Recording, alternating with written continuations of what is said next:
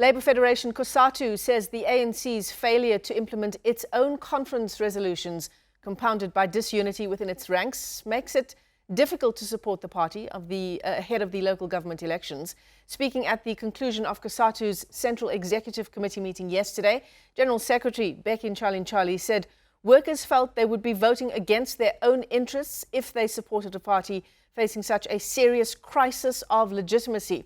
Let's unpack the story now. Ntshalintshali joins us via our video link in Johannesburg. Bheki, good morning. It's great to have you with us here on the show. And I must begin by saying that this is a story that I myself have covered a number of times in the past. COSATU talking about once and for all leaving the tripartite alliance. Is this different this time around? Good morning, and good morning to the viewers at home. Every time coming to the elections, COSATU sit down, assess the implementation of the manifesto and the resolution of the ANC taking under the period under review, and they discuss intensively. They do the assessment of what has been implemented and what has not been implemented. And in many cases in the past, they've decided to continue voting for the ANC, though they indicated it's not a blank check. So the leadership, what we're doing it now, we're doing exactly that one. We are gathering the views of our members. What will they do in this case? And to that end, we've decided to convene a special CEC so that we can dedicate more time to this subject and hear what our members are saying. What the CC was expressing was a kind of feedback that what the ANC is going through make it difficult for members to vote for the ANC. But that is not a decision we've taken as it is yet.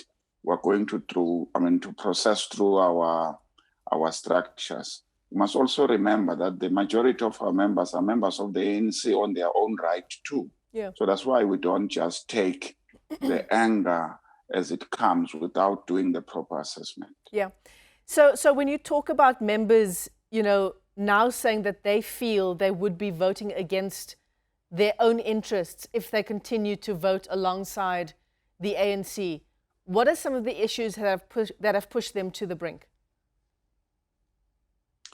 I think one of them is, if you look to the economic recovery, that the ANC take a number of decisions which we, in the main, we support them, but the government do not implement. If you look to the attack of the collective bargaining, members feel neglected by the ANC. If you look to the public sector, where an agreement was agreed, but for no reason, the ANC is negating to that agreement. If you look to the question of dealing with the corruption, we think the ANC is moving very slowly, is not all hands on the deck in dealing with those issues. If you hear the ANC rejecting their own or failure to implement their own resolution in terms of corruption, the question of disunity, make these workers not be confident that the ANC is serious about the state power and to address their interest.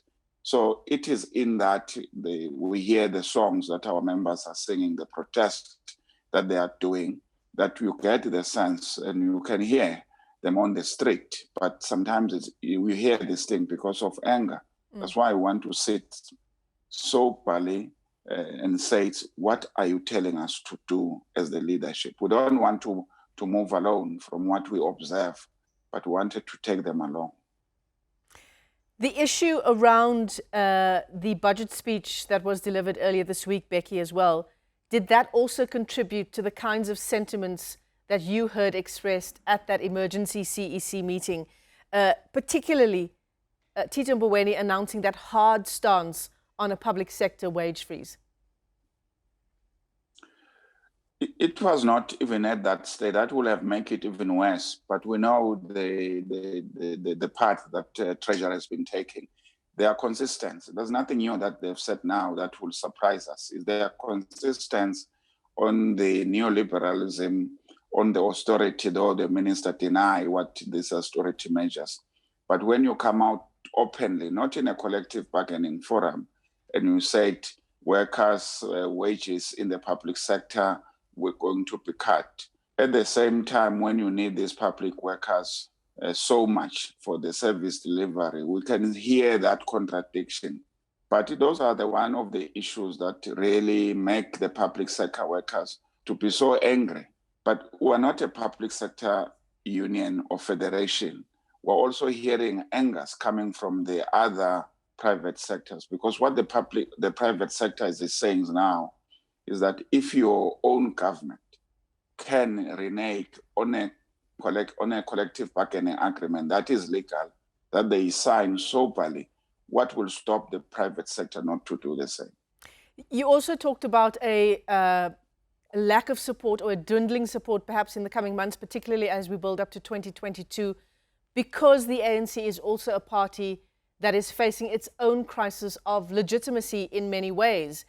So talk us through some of the things the ANC is grappling within its own ranks, including the factions that are so clearly now entrenched within the ANC, and how that has impacted what was said at the CEC, Bheki. Look, there are a number of issues that are clear. If you look to the local government election, that the ANC is continuously performing very bad. The number of voters are deteriorating. Those are the clear signs. Those who can regard them to be scientific signs. That numbers don't lie. The ANC is losing a measure of support. People are despondent. In some other areas, they are not even voting for the opposition. They just sit back and say, it does not help. You vote, the manifesto is good, the implementation is poor or sometimes in non-existence. If you look to the corruption in the local government, you have just to take the AG report and look to the many municipalities. How much money do we lose per year? 150 billion. That could equate to creating 76,000 jobs per annum. Just go down to the train. How many people are arrested and serving in jails for that corruption? Absolutely none. It is those factors that are there for everybody to see. When people are charged for alleged corruption, the ANC policy is clear.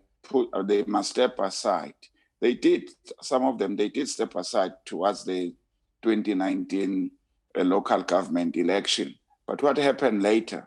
The same ANC come back and say those people must come back.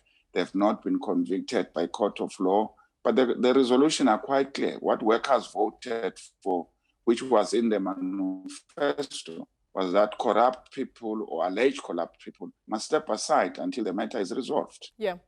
Bheki, at what stage now do you begin serious discussions with the SACP so that this discussion by COSATU around leaving the tripartite alliance doesn't just end up being another round of politicking? At what stage do the discussions between COSATU and the SACP reach a serious point? Look, it's up to the party. The COSATU says when the party is ready, because they are closer to us in many respects. We are for socialism. That's what they stand for. The party needed to build, in our view, build up its credibility, that this is the party that every worker must have trust in it so that we can be able to support. But the party is not running for election as we stand it now. They have not raised their hands. So we can't be the one that says we're going to vote for the party because the party is not running for election. That engagement is continuing with the party. Is the party ready to enter the politics on its own and be able to run for the election? We know that members of the party are members of the ANC, the majority of them. So are the COSATU members. They are members of the party, they are members of the ANC. It is not going to be an easy decision to take. And we understand that maybe the party is in that dilemma, but it is not for workers. It's for the party to raise its hands, take those chances and take those risks. We'll then debate as COSATU what to do. COSATU's General Secretary, Bheki Ntshalintshali, thanks very much for coming on to the AM report this morning. And of course, this is around the discussion COSATU's been having at its own CEC meeting, an emergency meeting that was called to discuss the future of the tripartite alliance, among other things.